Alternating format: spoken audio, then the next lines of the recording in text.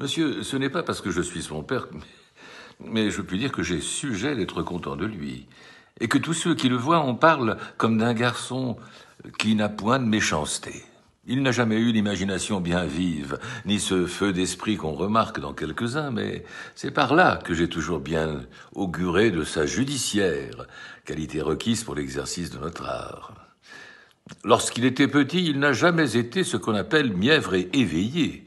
On le voyait toujours doux, paisible et taciturne, ne disant jamais mot et ne jouant jamais à tous ces petits jeux que l'on nomme enfantins. On eut toutes les peines du monde à lui apprendre à lire, et il avait 9 ans qu'il ne connaissait pas encore ses lettres. Bon, disais-je en moi-même, les arbres tardifs sont ceux qui portent les meilleurs fruits. On grave sur le marbre bien plus malaisément que sur le sable, mais les choses y sont conservées bien plus longtemps. Et cette lenteur à comprendre, cette pesanteur d'imagination est la marque d'un bon jugement à venir.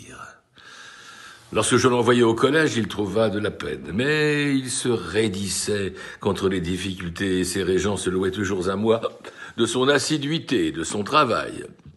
Enfin, à force de battre le fer, il en est venu glorieusement à avoir ses licences. Et je puis dire sans vanité que depuis 2 ans qu'il est sur les bancs, il n'y a point de candidat qui ait fait plus de bruit que lui dans toutes les disputes de notre école. Il s'y est rendu redoutable, et il ne s'y passe point d'acte où il n'aille argumenter à outrance pour la proposition contraire.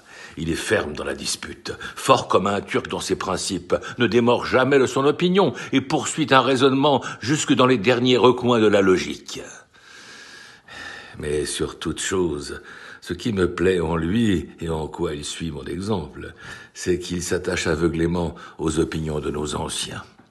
Et que jamais il n'a voulu comprendre ni écouter les raisons et les expériences des prétendues découvertes de notre siècle, touchant la circulation du sang et autres opinions de la même farine.